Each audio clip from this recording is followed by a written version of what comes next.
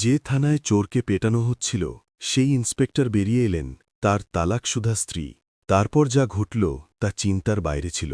বন্ধুরা, এটি সত্যি গল্প, বিয়ার প্রদেশের ছপরা জেলার, যেখানে এক থানার ভিতর চুরির অভিযোগে এক ব্যক্তিকে পুলিশের লোকেরা নির্মমভাবে পেটাচ্ছিল। থানার ব্যারেকের ভিতর সেই লোক দাঁড়িয়েছিল, দুই হাত ওপরের দিকে বাঁধা ছিল, এক এক হাত আলাদা আলাদা দড়ি দিয়ে ছাদে লাগানো লোহার হুক থেকে পা মাটি ছুঁয়েছিল, কিন্তু শরীরের পুরো ওজন কাঁধ এবং কবজিতে ছিল। জামা ছেঁড়া ছিল, পিঠে লাঠির তাজা দাগ উঠেছিল, ঠোঁট ফেটেছিল এবং রক্ত চিবুক পর্যন্ত বয়ে গিয়েছিল। প্রতি কয়েক সেকেন্ডে কেউ না কেউ সিপাহী এগিয়ে আসত, লাঠি তুলত এবং বিনা প্রশ্নে আঘাত করে দিত। সত্যি বলো, এক সিপাহী চিৎকার করে বলল, চুরির মাল কোথায় লুকিয়েছ? সেই লোক যন্ত্রণায় কোকিয়ে উঠল, কিন্তু কাঁদল না। সাহেব, আমি কিছু করিনি। আওয়াজ এত দুর্বল ছিল যে নিজেরও বিশ্বাস হচ্ছিল না যে সে বলতেও পারছে। প্রতিবার যখন তার পা জবাব দিতে শুরু করত, দড়িগুলো তাকে আবার দাঁড় করিয়ে দিত। প্রতিবার যখন চোখ বন্ধ হয়ে আসত, লাঠি তাকে হুঁশে ফিরিয়ে আনত। থানার বাইরে কিছু লোক দাঁড়িয়েছিল, সবাই দেখছিল, কিন্তু কেউ কিছু বলছিল না। ছপরাই লোকেরা জানত, থানার ভিতর যা হয় তা বাইরে বের হয় না। তখনই থানার দরজা খুলল, এবং যেন কেউ হাওয়া আটকে দিয়েছে। খাকি পোশাকে এক মহিলা অফিসার দ্রুত পায়ে ভিতরে এলেন। কাঁধে তারা চকচক করছিল, মুখে কঠোরতা এমন যা দেখে ভালো ভালোর মেরুদণ্ড সোজা হয়ে যায়। এটি ছিল ইন্সপেক্টর আরাধ্যা সিং। থানার সব সিপাহী একসাথে সোজা দাঁড়িয়ে গেল, লাঠিগুলো নিজে নিজে নিচে নেমে গেল। এখানে কি হচ্ছে? আওয়াজ উঁচু ছিল না, কিন্তু এত ঠান্ডা ছিল যে পুরো ব্যারাকে নীরবতা ছড়িয়ে গেল। এক সিপাহী ঘাবড়ে গিয়ে বলল, ম্যাডাম, চুরির কেস আছে, খুব সাতির লোক, জিজ্ঞাসাবাদ চলছে। আরাধ্যা সিং কিছু বললেন না, সোজা এগিয়ে গেলেন। তাদের নজর প্রথমে দড়িগুলোর ওপর গেল, তারপর রক্তের দাগের উপর, তারপর সেই লোকের মুখের উপর। এবং যেই মুহূর্তে তাদের চোখ তার মুখের উপর পুরোপুরি থামল, এক মুহূর্তের জন্য তাদের শ্বাস বন্ধ হয়ে গেল। আঙুলগুলো অজান্তে মুঠো হয়ে গেল, নখ হাতের তালুতে গেঁথে গেল। সেই মুখ, সেই নাক, সেই ফোলা চোখের পিছনে লুকানো সেই যন্ত্রণা। সেই লোক কোনো সাধারণ চোর ছিল না, সে অজয় কুমার ছিল, তার তালাকশুদা স্বামী। 5 বছর আগে যার সাথে সে সম্পর্ক ছিন্ন করেছিল, যাকে সে তার জীবন থেকে বের করে দিয়েছিল। আরাধ্যার মুখ এখনও পাথরের মতো ছিল, কিন্তু ভিতরে সবকিছু নড়ে উঠেছিল। অজয়ও ধীরে ধীরে মাথা তুলল, ফোলা চোখ দিয়ে সামনে তাকালো, এবং পরের মুহূর্তেই তার চোখ বড় হয়ে গেল। আরাধ্যা! আওয়াজ গলাই ভেঙে গেল। তার মনে হলো হয়তো যন্ত্রণার কারণে চোখ ধোকা দিচ্ছে, কিন্তু না, সে সত্যিই সেখানে দাঁড়িয়েছিল। পোশাকে ইন্সপেক্টর হয়ে আরাধ্যা এক মুহূর্তের জন্য নজর সরিয়ে নিল। এটি প্রথমবার ছিল যখন সে তাকে এই অবস্থায় দেখেছিল। যে লোকটি কখনো তার সামনে আত্মসম্মান নিয়ে মাথা উঁচু করে রাখত, আজ দড়ি দিয়ে বাঁধা দাঁড়িয়েছিল। আরাধ্যা গভীর শ্বাস নিল, খুব গভীর। তারপর অত্যন্ত কঠোর আওয়াজে বলল, কার আদেশে এটাকে এভাবে বাঁধা হয়েছে? সিপাহীরা ঘাবড়ে গেল। ম্যাডাম, এটি অত্যন্ত চোর, জিজ্ঞাসাবাদ জরুরি ছিল। আরাধ্যা এক কদম এগিয়ে গেল, সোজা অজয়ের সামনে এসে দাঁড়াল। তার নজর সোজা তার চোখে ছিল। নাম? অজয়ের আওয়াজ কাঁপছিল, অজয় কুমার। সেই মুহূর্তে আরাধ্যার পলক হালকা করে নামল। সেই নাম, সেই আওয়াজ, কিন্তু পরের সেকেন্ডেই সে নিজেকে সামলে নিল। দড়ি খোলো। সিপাহীরা একে অপরের দিকে তাকালো। ম্যাডাম, আরাধ্যার আওয়াজ আরও ঠান্ডা হয়ে গেল। আমি বললাম, দড়ি খোলো। দড়িগুলো আলগা করা হলো। অজয় টলটলে মাটিতে বসে পড়ল। পুরো থানায় এখন শুধু একটাই প্রশ্ন ভাসছিল, এটি কোনো সাধারণ কেস নয়, এবং আরাধ্যা সিং জেনে গিয়েছিল। এটি শুধু চুরির ঘটনা নয়, এটি তার নিজের অতীত ছিল, যা আজ হাতকড়ায় দাঁড়িয়েছিল। এবং এখান থেকেই এমন এক গল্প শুরু হতে যাচ্ছিল, যা শুধু আইনের নয়, মানবতারও পরীক্ষা নেওয়ার ছিল। বন্ধুরা, মাটিতে বসা অজয় হাঁপাচ্ছিল, কাঁধে অসহ্য যন্ত্রণা ছিল, কবজি অসাড় হয়ে গিয়েছিল, এবং মাথা ঘুরছিল। থানার ঠান্ডা মেঝে তার শরীরের গরম শুষে নিচ্ছিল, কিন্তু তার চেয়েও বেশি ঠান্ডা তাকে সেই নজর থেকে লাগছিল যা সামনে দাঁড়ানো মহিলার চোখে ছিল। সেই মহিলা যে কখনো তার স্ত্রী ছিল, সেই মহিলা যাকে সে তার জীবন মনে করত। এবং আজ সেই মহিলা ইন্সপেক্টর আরাধ্যা সিং তার উপর এমন দাঁড়িয়েছিল যেন কোনো অজানা অপরাধীর ওপর। আরাধ্যা তার ভিতরে ওঠা ঝড়কে মুখ পর্যন্ত আসতে দিল না। থানায় দাঁড়ানো প্রত্যেক সিপাহীর নজর তার ওপরই ছিল। সবাই বুঝে গিয়েছিল যে ব্যাপার এখন সাধারণ নেই। এটি শুধু চুরির কেস নয়, এটি ইন্সপেক্টরের ব্যক্তিগত অতীত ছিল। এবং এমন ক্ষেত্রে একটি ছোট ভুল পুরো কেরিয়ারের ওপর ভারী পড়তে পারে। কোন কেস? আরাধ্যা ফাইলের দিকে হাত বাড়িয়ে জিজ্ঞাসা করল। এক হেড কনস্টেবল তাড়াতাড়ি ফাইল এগিয়ে দিল। ম্যাডাম, গতরাতে কাছের গোডাউনে চুরি হয়েছিল। সিসিটিভিতে এই লোক দেখা গিয়েছে, কাছ থেকে ধরা পড়েছে। আরাধ্যা ফাইল খুলল। ছবি, স্টেটমেন্ট, এফআইআরের কপি। কাগজে সবকিছু স্পষ্ট মনে হচ্ছিল, কিন্তু তার নজর বারবার কাগজ থেকে সরে সেই লোকের ওপর চলে যাচ্ছিল যে মেঝেতে বসেছিল। অজয়ের অবস্থা এমন ছিল না যেন কোনো সাতির অপরাধী। সে ভেঙে পড়া মনে হচ্ছিল, ক্লান্ত এবং কোথাও না কোথাও ভয় পাওয়া। জিজ্ঞাসাবাদ কোন অফিসারের আদেশে হয়েছে? তার আওয়াজ এখন আরও কঠোর ছিল। ম্যাডাম, শো সাহেব বাইরে গিয়েছেন, তাদের নির্দেশ ছিল, কনস্টেবল জবাব দিল। আরাধ্যা ফাইল বন্ধ করল। যতক্ষণ শো ফিরে না আসে, এই লোক আমার দায়িত্ব, সে স্পষ্ট বলল। এটি শুনতেই থানার ভিতর হইচই পড়ে গেল। কিছু সিপাহী একে অপরের দিকে তাকাল, কিছু মাথা নিচু করে নিল। অজয় মাথা তুলে তাকে দেখল। তার চোখে প্রশ্ন ছিল, অভিযোগ নয়। আরাধ্যা, আমি সত্যিই কিছু করিনি, সে ধীরে বলল। আরাধ্যার হৃদয় এক মুহূর্তের জন্য কেঁপে উঠল। এটি সেই আওয়াজ ছিল যা কখনো রাতের নীরবতায় তাকে ডাকত। কিন্তু সে তাড়াতাড়ি সামলে নিল। থানায় ব্যক্তিগত কথাবার্তা হয় না। সে তার দিকে না তাকিয়ে বলল, এখানে শুধু বয়ান হয়। সে এক সিপাহীকে ইশারা করল, এটাকে মেডিকেলের জন্য পাঠাও, এবং ততক্ষণ কারো হাত উঠবে না। এটি আদেশ ছিল না, এটি সতর্কবাণী ছিল। সিপাহীরা অজয়কে সাহায্য করে তুলতে লাগল। অজয়ের শরীর কাঁপছিল, কিন্তু সে চুপ ছিল। যখন তাকে বাইরে নিয়ে যাওয়া হচ্ছিল, তার নজর শেষবার আরাধ্যার উপর গেল। সেই নজরে কোনো আশা ছিল না, শুধু অবাক হওয়া ছিল যে জীবন মানুষকে কোথা থেকে তুলে কোথায় দাঁড় করিয়ে দেয়। আরাধ্যা সেখানেই দাঁড়িয়ে রইল। দরজা বন্ধ হল। থানা আবার তার আওয়াজে ফিরে এলো, কিন্তু তার ভিতর সবকিছু শোরগোল করছিল। 5 বছর আগের প্রত্যেক দৃশ্য তার চোখের সামনে ঘুরে গেল। তালাকের তারিখ, সেই শেষ বিতর্ক, সেই শেষ সিদ্ধান্ত। সে নিজেকে বলেছিল, এখন এই লোক আমার জীবনের অংশ নয়। কিন্তু আজ সে তার পোশাকের সামনে দাঁড়িয়েছিল। অসহায় ভেঙে পড়া এবং আরাধ্যা সিং জেনে গিয়েছিল, যদি সে আজ একটি ভুলও করে, তাহলে হয় আইন হারবে নয়তো সে নিজে, এবং এবার সিদ্ধান্ত তাকে একা নিতে হবে। সে চোখ বন্ধ করল, কিন্তু স্মৃতি আরও তীব্র হয়ে গেল। অজয়ের সাথে কাটানো প্রথম দিন, তার সোজা স্বভাব, তার সততা, এবং সেই জেদ যে সে কখনো ভুল পথ নেবে না। বিয়ের পর অবস্থা বদলে গিয়েছিল। টাকার অভাব, তারপর সেই অ্যাক্সিডেন্ট যাতে অজয়ের পা ভেঙে গিয়েছিল।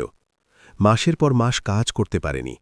চিকিৎসা, খরচ, নিঃস্বতা সব একসাথে ভেঙে পড়েছিল।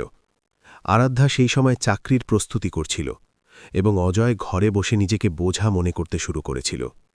তালাক কোনো একদিনের সিদ্ধান্ত নয়, সেটি ধীরে ধীরে তৈরি হয় প্রতিদিনের নীরবতা থেকে, অসম্পূর্ণ কথোপকথন থেকে, এবং সেই শব্দ থেকে যা কখনো বলা হয় না।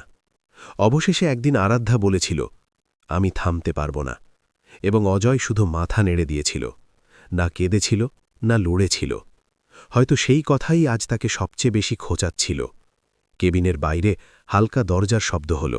ম্যাডাম? আরাধ্যা নিজেকে সামলাল। আসো। এক কনস্টেবল ভিতরে এলো। ম্যাডাম, মেডিকেল রিপোর্ট এসে গিয়েছে। আরাধ্যা রিপোর্ট হাতে নিল। পড়তেই কপালে ভাঁজ গভীর হয়ে গেল। অনেক অভ্যন্তরীণ আঘাত, পাঁজরে ফ্র্যাকচারের সন্দেহ এবং শরীরে অত্যধিক ক্লান্তি। সে কাগজ টেবিলে রেখে দিল। এটি এখন শুধু আবেগের ব্যাপার নয়, এটি আইনের ব্যাপার হয়ে গিয়েছে। সিসিটিভি ফুটেজ দেখাও, সে স্পষ্ট আদেশ দিল। কিছুক্ষণ পর স্ক্রিন অন হল। গোডাউনের অস্পষ্ট ভিডিও। এক লোক রাতের অন্ধকারে দেখা যাচ্ছে, মুখ স্পষ্ট নয়। শরীরের গঠন অজয়ের সাথে মিলে যাচ্ছে, কিন্তু নিশ্চিত কিছু বলা যায় না। আরাধ্যা ভিডিও বারবার দেখল। কোথাও চুরির মাল তার হাতে স্পষ্ট দেখা যাচ্ছে না। গ্রেফতার কোথা থেকে হয়েছে? সে জিজ্ঞাসা করল। ম্যাডাম, রেলওয়ে লাইনের কাছ থেকে, সে একা হেঁটে যাচ্ছিল। জবাব মিলল। আরাধ্যার আঙ্গুল টেবিলে থেমে গেল। রেলওয়ে লাইন, সেই এলাকা যেখানে মজদুর এবং বেকার লোকেরা রাত কাটায়। সে গভীর শ্বাস নিল। কেস ডায়েরি নিয়ে এসো, এবং শোকে তাড়াতাড়ি ডাকো। এদিকে মেডিকেল রুমে অজয় স্ট্রেচারে শুয়েছিল। ডাক্তার পট্টি করছিলেন। যন্ত্রণায় চোখ বন্ধ ছিল, কিন্তু মন পুরোপুরি জাগ্রত ছিল। তার এখনও বিশ্বাস হচ্ছিল না যে মহিলার সাথে সে কখনো তার প্রত্যেক কথা বলত, সেই আজ তার পোশাকের পিছনে দাঁড়িয়ে। তাকে ভয় লাগছিল না, অবাক লাগছিল, যেন জীবন কোনো অদ্ভুত মজা করে দিয়েছে। পানি? এক নার্স জিজ্ঞাসা করল। অজয় মাথা নাড়ল। পানি খাওয়ার সময় তার আঙুল কাঁপছিল। এই যন্ত্রণা শুধু শরীরের নয়, এটি অপমানের ছিল। সেই লোকের জন্যে যে কখনো চুরি সম্পর্কে ভাবেওনি, আজ চোর বলে ডাকা সবচেয়ে বড় ক্ষত ছিল। কিছুক্ষণ পর দরজা খুলল। আরাধ্যা ভিতরে এলেন। ঘরে নীরবতা ছড়িয়ে গেল। ডাক্তার বাইরে চলে গেলেন। এখন ঘরে শুধু দুজন লোক ছিল, এবং তাদের মাঝে 5 বছরের দূরত্ব। আরাধ্যা প্রথমবার চেয়ার টেনে তার সামনে বসে বলল, তোমার জানা আছে এই কেস আমার জন্যে কত সংবেদনশীল? অজয় চোখ খুলে তার দিকে তাকাল। আমার শুধু এতটুকু জানা আছে যে আমি চুরি করিনি, সে বিনা অভিযোগে বলল। আরাধ্যার আওয়াজ ভারী হয়ে গেল। যদি এটি প্রমাণ না হয়, তাহলে লোকে বলবে আমি তোমাকে বাঁচিয়েছি। অজয় হালকা হাসল। এবং যদি প্রমাণ হয়ে যায়? আরাধ্যা চুপ হয়ে গেল। তখন হয়তো অজয় ধীরে বলল, তুমি প্রথমবার আমার উপর বিশ্বাস করবে। এই বাক্য কোনো হাতুড়ির মতো তার ভিতরে লাগল। আরাধ্যা উঠে দাঁড়াল। আমি আইন অনুসারে চলব, সে বলল, এবং সত্য যাই হোক সামনে আসবে। সে বাইরে বেরিয়ে গেল, কিন্তু যেতে যেতে সে জেনে গিয়েছিল এই কেস শুধু অজয়ের নয়, এটি তার নিজের সিদ্ধান্তেরও পরীক্ষা ছিল, এবং এই পরীক্ষা এখন আদালত পর্যন্ত যাওয়ার ছিল। বন্ধুরা, কয়েকদিন পর আদালতের দিন ঠিক হয়ে গিয়েছিল, কিন্তু সিদ্ধান্ত তার আগেই আরাধ্যার ভিতর শুরু হয়ে গিয়েছিল। সেই দিন পুরো রাত সে ঘুমাতে পারেনি। কখনো কেস ডায়েরি সামনে আসত, কখনো অজয়ের মুখ চোখের সামনে আসত। পোশাক এবং মানুষ, এই দুইয়ের মাঝে দাঁড়িয়ে সে প্রথমবার নিজেকে খুব একা মনে করছিল। পরের সকালে থানায় পৌঁছে তার মুখে সেই কঠোরতা ছিল, কিন্তু ভিতরে উথাল পাথাল চলছিল। সে কেস ফাইল আবার আনাল, প্রত্যেক বয়ান মনোযোগ দিয়ে পড়ল, এবং প্রত্যেক লাইনে থেমে ভাবল যে কোথাও কিছু বাদ পড়েনি। দুপুরের মধ্যে খবর ছড়িয়ে গিয়েছিল যে এই ঘটনা সাধারণ চুরির নয়। মিডিয়ার গাড়ি থানার বাইরে দাঁড়িয়েছিল। কেউ বলছিল ইন্সপেক্টর তার স্বামীকে বাঁচাবে, কেউ বলছিল এবার আইন পাথর হবে। আরাধ্যা সব শুনল, কিন্তু কোনো প্রতিক্রিয়া দিল না। সে ঠিক করে নিয়েছিল যে এবার না ভিড় বলবে, না অতীত, শুধু প্রমাণ বলবে। অজয়কে বিচারিক হেফাজতে পাঠিয়ে দেওয়া হয়েছিল। জেলের ভিতর সে শান্ত ছিল। শরীরে যন্ত্রণা ছিল, কিন্তু ভয় নয়। ভয় শুধু এই বিষয়ের ছিল যে কোথাও আরাধ্যা নিজেকে প্রমাণ করার জন্য তাকে পিষে না খেলে। সে কখনো তার কাছে দয়া চায়নি, আজও না। তার সত্যের উপর বিশ্বাস ছিল, এবং সেই বিশ্বাসেই সে টিকেছিল। আদালতের দিন ছাপড়ার কাছারিতে সকাল থেকেই ভিড় জমে গিয়েছিল। আরাধ্যা সরকারি গাড়ি থেকে নামল। ক্যামেরার ফ্ল্যাশ চকচক করল। প্রশ্ন উঠল, কিন্তু সে কারো দিকে তাকাল না। ভিতরে পৌঁছেই সে সরকারি উকিলকে বলল যে কোনো কথা বাড়িয়ে চড়িয়ে বলা হবে না। আমাদের জয় দরকার নয়, সে স্পষ্ট বলল, আমাদের সত্য দরকার। কাঠগড়ায় অজয় দাঁড়িয়েছিল, সাফা কাপড়, কিন্তু শরীরে আঘাতের দাগ এখনও ছিল। যখন তার নজর আরাধ্যার সাথে মিলল, তখন সে নজর নামাল না। জজ এলেন, কার্যক্রম শুরু হল। সরকারি পক্ষ অভিযোগ পড়ল। রেলওয়ে গোডাউন থেকে চুরি, ঘটনাস্থলের কাছে ধরা পড়া, সন্দেহ। শুনতে শুনতে আরাধ্যা বুঝে গেল যে অভিযোগে সন্দেহ বেশি, প্রমাণ কম। রক্ষণপক্ষ প্রশ্ন তুলল, কোনো প্রত্যক্ষদর্শী নেই, চুরির মাল উদ্ধার হয়নি, সিসিটিভিতে মুখ স্পষ্ট নয়। প্রত্যেক জবাবের সাথে আদালতে ফিসফাস বাড়তে লাগল। এখন জজের নজর আরাধ্যার উপর পড়ল। ইন্সপেক্টর সিং, আপনি কিছু বলতে চান? আরাধ্যার হৃদয়ে জোরে ধরভর পড়ল। এটিই সেই মুহূর্ত ছিল যেখানে তাকে বেছে নিতে হবে, পোশাক নাকি মানুষ। সে দাঁড়াল এবং শান্ত স্বরে বলল, মাই লর্ড, এই কেসে প্রক্রিয়ার গুরুতর ভুল হয়েছে। জিজ্ঞাসাবাদে বল প্রয়োগ করা হয়েছে, যা ভুল, এবং এখনও পর্যন্ত কোনো ঠোস প্রমাণ নেই যা অভিযুক্তকে দোষী সাব্যস্ত করতে পারে। আদালতে নীরবতা ছড়িয়ে গেল। সরকারি উকিল চমকে গেল। অজয়ের চোখ বড় হয়ে গেল। জজ জিজ্ঞাসা করল, তাহলে কি অভিযুক্তকে ভুলভাবে ফাঁসানো হয়েছে? আরাধ্যা গভীর শ্বাস নিল। আমি শুধু এতটুকু বলছি যে বিনা প্রমাণে কাউকে দোষী সাব্যস্ত করা অন্যায়। জজ কেস ডায়েরি, সিসিটিভি ফুটেজ এবং মেডিকেল রিপোর্ট দেখলেন। কয়েক মিনিটের নীরবতার পর সিদ্ধান্ত এল। সাক্ষ্যের অভাবে অজয়কে জামিন এবং পুলিশ তদন্তের বিভাগীয় পর্যালোচনা। আদালতের বাইরে পরিবেশ বদলে গিয়েছিল। অজয় বাইরে এলো। খোলা হাওয়া প্রথমবার তাকে স্বস্তি দিল। আরাধ্যা কিছু দূরে দাঁড়িয়েছিল। দুজনের নজর মিলল না, হাসি না অভিযোগ। ধন্যবাদ, অজয় বলল। আরাধ্যা মাথা নাড়ল। এটি আমার কর্তব্য ছিল। অজয় বলল, আজও আমার তোমার উপর বিশ্বাস ছিল। আরাধ্যার চোখ সিক্ত হয়ে গেল। বিশ্বাস তৈরি হতে দেরি হয়, সে বলল। সে ঘুরে চলে গেল। আইনের লড়াই শেষ হয়ে গিয়েছিল, কিন্তু মানবতার লড়াই এখন শুরু হয়েছিল। এবং আরাধ্যাও জানত আইনের লড়াই শেষ হয়ে গিয়েছে, কিন্তু আসল লড়াই এখন শুরু হতে যাচ্ছে। আদালতের বাইরে পিঠ ঘোরানোর সময় সে শুধু অজয় থেকে নয়, তার ভিতরে ওঠা ঝড় থেকেও মুখ ফিরিয়ে গিয়েছিল। গাড়িতে বসতেই তার চোখ বন্ধ হয়ে গেল। 5 বছর পুরনো স্মৃতি, সেই অভিযোগ এবং সেই ভাঙন আবার ফিরে এলো। সে কখনো ভাবেনি যে পোশাক পরে নিলে সব প্রশ্ন পিছনে পড়ে যায়, কিন্তু আজ বুঝতে পারছিল যে কিছু প্রশ্ন পোশাকের ভিতর আরও গভীরে ঢুকে যায়। ওদিকে অজয় তার পুরনো মহল্লায় যায়নি। তার জানা ছিল যে সেখানে প্রশ্ন এবং সন্দেহ তার অপেক্ষায় থাকবে। সে এক বন্ধুর কাছে থামল। সারা রাত তার ঘুম হয়নি, শরীর যন্ত্রণায় ছিল, কিন্তু তার চেয়ে বেশি যন্ত্রণা এই বিষয়ের ছিল যে আরাধ্যা থেকে আলাদা হওয়ার সিদ্ধান্ত সত্যিই সঠিক ছিল কি। সে তাকে কখনো থামায়নি, কিন্তু বুঝতেও পারেনি, এবং হয়তো এটিই তাদের সবচেয়ে বড় হার ছিল। অন্যদিকে আরাধ্যা যখন অফিসে পৌঁছল, তখন পরিবেশ বদলে গিয়েছিল। কিছু সিপাহী নজর সরিয়ে নিচ্ছিল। সন্ধ্যায় এসপি সোজা প্রশ্ন করল যে সে আদালতে সেই বয়ান কেন দিয়েছে। আরাধ্যা স্পষ্ট বলল, কারণ সেটিই সত্য ছিল। কয়েক মুহূর্তের নীরবতার পর তাকে বলে দেওয়া হলো যে তার বদলি দূরের থানায় করে দেওয়া হয়েছে। আদেশ পড়ে সে বিনা অভিযোগে সেটি ব্যাগে রেখে দিল। প্রথমবার তার মনে হল যে সে কিছু হারিয়েছে এবং কিছু পেয়েছে। সেই সন্ধ্যায় অজয়ের ফোনে এক অজানা নম্বর জ্বলে উঠল। আমি আরাধ্যা বলছি। সে এক মুহূর্ত চুপ রইল। আমার বদলি হয়ে গিয়েছে, সে বলল।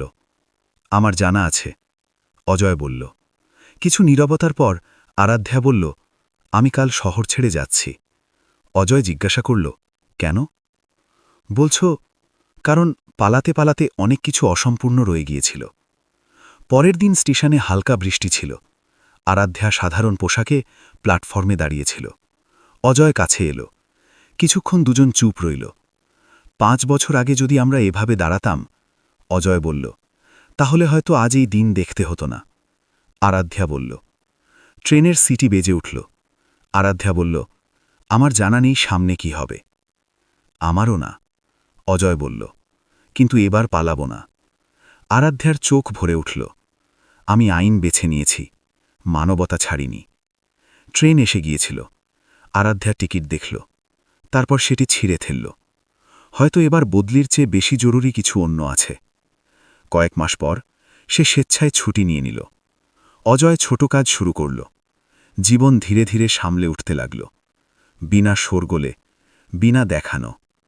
এক সন্ধ্যায় অজয় খুব সাদাসিধে বলল, আমরা দুজন অনেক কিছু হারিয়েছি। এখন কি একে অপরকে না হারিয়ে বাঁচার চেষ্টা করতে পারি? আরাধ্যা তার দিকে তাকাল, প্রথমবার বিনা ভয়ে। যদি এবার সাথে থাকা জোর করে না মনে হয়, তাহলে আমি প্রস্তুত। এবং সেই প্রতিশ্রুতির সাথে তারা নতুন শুরু করল। না ইন্সপেক্টর, না অভিযুক্ত, শুধু 2 মানুষ যারা ভেঙেও আবার জুড়ে যাওয়ার সাহস করছিল। বন্ধুরা, জীবন আরাধ্যা এবং অজয়কে দ্বিতীয়বার সাথে চলার সুযোগ দিয়েছিল, কিন্তু এই সুযোগ কোনো আকস্মিক বদলে যাওয়া পরিস্থিতি বা ফিল্মি প্রতিশ্রুতি থেকে পাওয়া যায়নি। এটি তখন পাওয়া গিয়েছিল যখন দুজনই স্বীকার করেছিল যে তারা একে অপরকে হারায়নি, বরং বোঝা বন্ধ করে দিয়েছিল। নতুন শহরে তাদের জীবন খুব সাধারণ ছিল। না বড় ঘর, না দেখানো। অজয় কাজে যেত, আরাধ্যা ঘর সামলাত, এবং সে ধীরে ধীরে সেই শেখা শুরু করছিল যা সে পোশাকের পিছনে ছেড়ে দিয়েছিল। ধৈর্য, আপোষ এবং সাথ নেওয়ার অভ্যাস। শুরু সহজ ছিল না। মহল্লায় কথা হতো। কেউ আরাধ্যাকে ইন্সপেক্টর হিসেবে চিনে নিত, তাহলে কেউ অজয়ের পুরনো অভিযোগ মনে করিয়ে দিত। অনেকবার আরাধ্যা জবাব দিতে চাইত, কিন্তু অজয় আটকে দিত। সে বলত, এবার প্রমাণ করব না, শুধু বাঁচব। এই কথাই তাদের সবচেয়ে বড় শক্তি হয়ে গিয়েছিল। যখন মানুষ নিজের সাথে সত্য বলে নেয় তখন দুনিয়ার আওয়াজ নিজে নিজে ধীর হয়ে যায়। এক সন্ধ্যায় বৃষ্টির পর ঠান্ডা হাওয়ায় দুজন ছাদে বসেছিল। অজয় জিজ্ঞাসা করল, কোনো আফসোস তো নেই? আরাধ্যা শান্ত হয়ে বলল, যদি থাকত তাহলে আমি এখানে থাকতাম না। সেই নীরবতায় কোনো অভিযোগ ছিল না, শুধু বিশ্বাস ছিল। সেই বিশ্বাস যা কখনো তাদের অভাব ছিল এবং এখন তাদের ভিত্তি হয়ে গিয়েছে। সময়ের সাথে অজয় তার কাজে জায়গা করে নিয়েছে। লোকেরা বুঝতে শুরু করেছে যে প্রত্যেক অভিযোগ সত্য হয় না। আরাধ্যা সমাজসেবায় যুক্ত হয়ে গিয়েছে। সে এখন পোশাকে নেই, কিন্তু আগের চেয়ে বেশি প্রভাবশালী, কারণ এখন সে হুকুম দেয় না, শোনে। একদিন অজয় বলল, বিয়ে করে নিই, বিনা শোরগোলে ছোট মন্দিরে। দুজন একে অপরের হাত ধরল এবং প্রতিশ্রুতি দিল যে এবার তারা পালাবে না। বিয়ের পর জীবন আরও সাধারণ হয়ে গিয়েছে, কিন্তু সেই সাধারণতায় স্বস্তি ছিল। আরাধ্যার কখনো পোশাকের স্মৃতি আসত, কিন্তু তারপর সে ভাবত শক্তি সেই যা কাউকে বাঁচাতে পারে। একদিন খবর এলো যে সেই থানায় এখন জিজ্ঞাসাবাদের পদ্ধতি বদলে গিয়েছে। আরাধ্যা খবরের কাগজ ভাঁজ করল এবং শুধু এতটুকু বলল, হয়তো কিছু বদলেছে। এটি এই গল্পের সত্য ছিল, না হার না জয়, শুধু এই বোঝা যে যদি মানুষ ভুল স্বীকার করে নেয় এবং অন্যকে সুযোগ দেয়, তাহলে জীবন তাকে খালি হাতে ফেরত দেয় না। কখনো কখনো তারা সেই দিনের কথা বলতো যখন কপাল ঘুরে গিয়েছিল। অজয় বলতো, যদি তুমি না আসতে। আরাধ্যা হেসে বলতো, তাহলে হয়তো আমরা নিজেদের কাছে পৌঁছতাম না। এটিই গল্প ছিল, এক থানা থেকে শুরু হয়ে এক ঘরে শেষ হয়েছে, যেখানে আইন পিছনে পড়ে গিয়েছে এবং মানুষ অবশেষে জিতেছে। বন্ধুরা, এই গল্পের শিক্ষা এটি যে প্রত্যেক অপরাধীর পিছনে জরুরি নয় যে অপরাধী থাকে। অনেকবার পরিস্থিতি মানুষকে সেখানে পৌঁছে দেয়। পোশাকের আসল অর্থ শুধু সাজা দেওয়া নয়, বরং মানবতাকে বাঁচানো। এখন একটু নিজেকে জিজ্ঞাসা করো, যদি তুমি আরাধ্যার জায়গায় থাকতে এবং সামনে সেই মানুষ দাঁড়িয়ে থাকত যার সাথে তোমার অতীত জড়িত, তাহলে তুমি শুধু আইন দেখতে নাকি মানুষও হয়ে উঠতে পারতে? কমেন্ট করে সত্যি বলো, তুমি কি করতে? এবং যদি এই গল্প হৃদয় ছুঁয়ে গিয়ে থাকে বা ভাবতে বাধ্য করেছে, তাহলে ভিডিওকে লাইক করো, শেয়ার করো এবং এমন সত্যি গল্পের জন্য চ্যানেল দ্য স্টোরি টেলার বিডিকে সাবস্ক্রাইব করতে ভুলো না। পরের গল্পে দেখা হবে, ততক্ষণ নিজের খেয়াল রাখো। জয় হিন্দ, জয় ভারত।